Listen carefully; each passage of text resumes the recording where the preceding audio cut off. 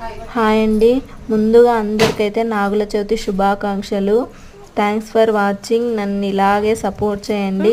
చూస్తున్న వాళ్ళకి, సబ్స్క్రైబర్స్కి అందరికీ చాలా చాలా థ్యాంక్ యూ సో మచ్. ఇంకా పుట్టకు పాలు పోయడానికైతే మేమైతే గుడికైతే బయలుదేరినాము.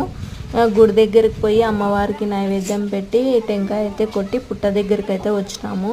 పుట్ట దగ్గర అలాగే నైవేద్యం పెట్టి టెంకాయ కొట్టి ఇంకా టెంకాయ కొట్టిన తర్వాత నేను, మా పాప, మా బాబు, మా అత్త, మా మామ అందరం అయితే పాలు పోసినాం పుట్టలోకి.